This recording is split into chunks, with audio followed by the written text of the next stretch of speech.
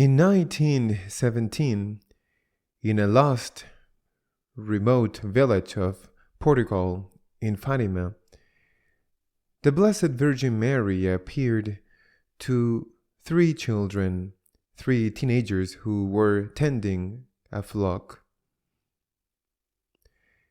These are the apparitions of Our Lady of Fatima. These apparitions lasted from May 13th to October 13th of that year. On July 13th,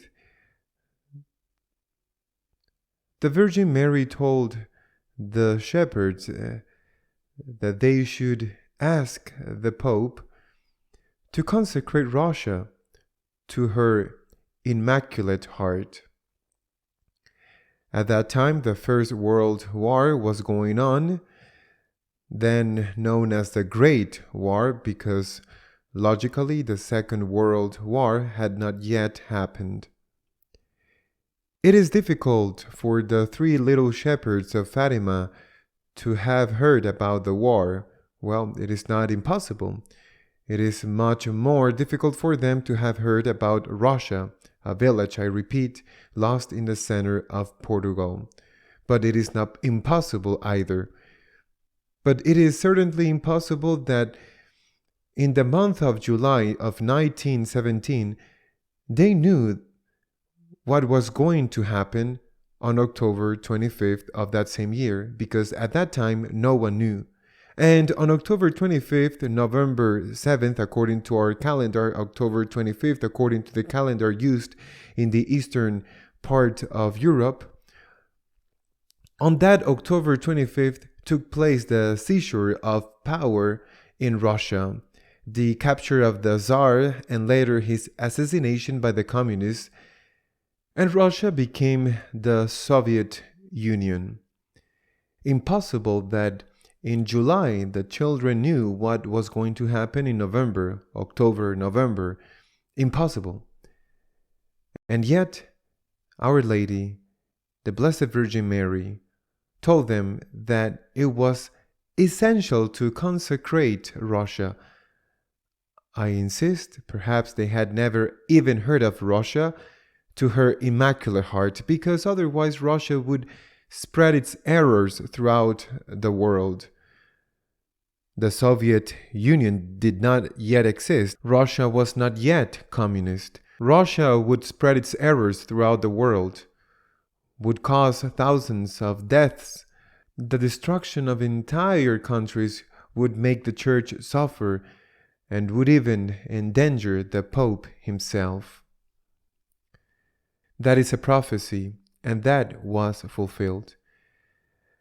At the beginning, the Pope did not pay much attention, but as the Soviet Union became the danger announced by Our Lady, as communism was demonstrating its cruelty, to that extent, they began to worry and to say, let's see if it's going to be true that about the apparitions of Fatima. And they began to make, with great delicacy, the consecration of Russia to the Immaculate Heart, with great delicacy, so as not to offend the Soviets.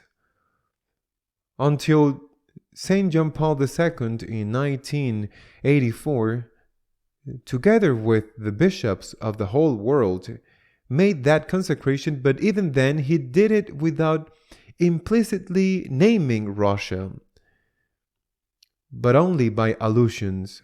This consecration was validated by Sister Lucia, the only one still alive of those three little shepherds who had received the revelations, the apparitions of the Virgin Mary.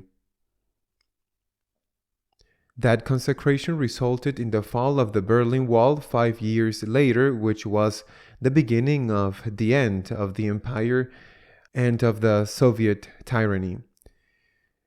Now, in the context of the war between Russia and Ukraine, the invasion of Ukraine by Russia, the bombings to the cities, the slaughter of innocents, the Catholic bishops of the Latin Rite of Ukraine have asked the Pope to consecrate Russia and Ukraine to the Immaculate Heart of Mary, and the Pope has, fortunately, in a gesture that honors him, accepted. The consecration will take place on March 25th, and many bishops have already announced that they will join the Pope at that time. Many bishops. The Pope has also sent a cardinal of Polish origin to Fatima on his behalf, so that while he's in Rome, he will do the consecration there. I believe that this is a great step forward, which certainly comes late, but we must be grateful for it, support it to the maximum, and we must join in this consecration that the Pope and the bishops are going to do on this coming March 25th. It is a historical anecdote that when Europe was being divided up after the war, several Catholic countries in Eastern Europe came under communist domination, and Churchill, the English leader, asked what the Pope would think of all this, to which Stalin, the tyrant, murderer, communist, replied, "How many tank divisions does the Pope have?"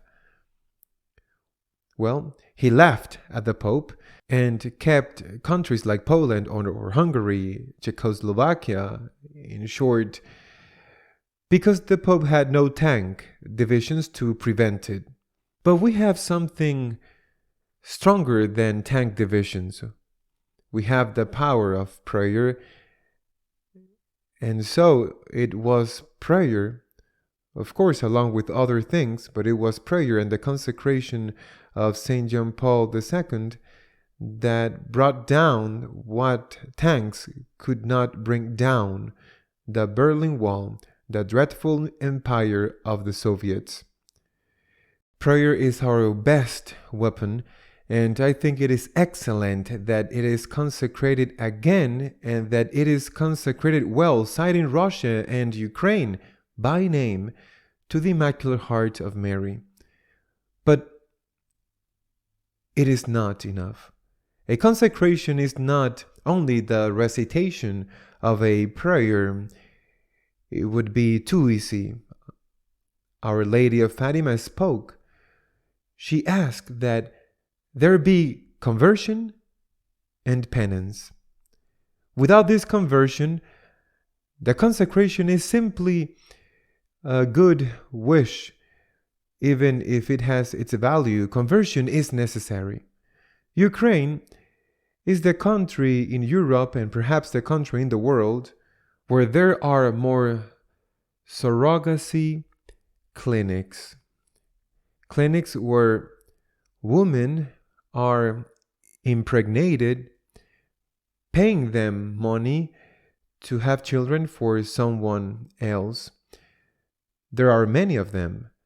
The government supports them as long as foreign currency enters there. It is forbidden in many countries, not in Ukraine. Surrogacy is a successful business until the war broke out.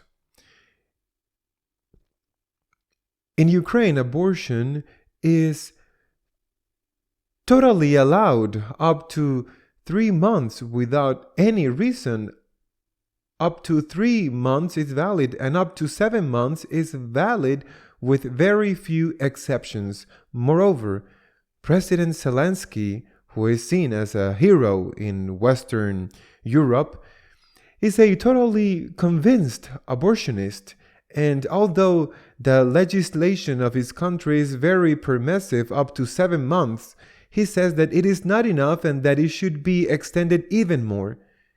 In Ukraine, the gender ideology is implanted. The bishops, the Greek Catholic bishops in this case, have already denounced it and have protested against it, of course without having any success in their protest. Consecration of Russia and Ukraine to the Immaculate Heart of Mary. Great news to support, but conversion is necessary. The war that is martyring Ukraine is inhuman. It is appalling. But we must not forget the innocent deaths that fall every day at the hands of abortion in that same country because the law allows it. I insist, one of the most permissive in the world, and they still want to extend it even more. Consecration with conversion. Otherwise, there will be no peace. As long as there are murderous laws against the innocent, maybe airplanes will not bring down buildings. Let's hope so. We believe that God has the power to stop the war and that our prayers are heard. But there are other wars, there are other crimes, there are other innocents killed. So, consecration, yes. Let us join the Pope in the consecration, yes. But let us pray that together with this consecration, there be a conversion of hearts, and that the Ukraine that emerges from this catastrophe be a much more human Ukraine, where the lives of all the innocent are protected, safeguarded. Until next week, God willing.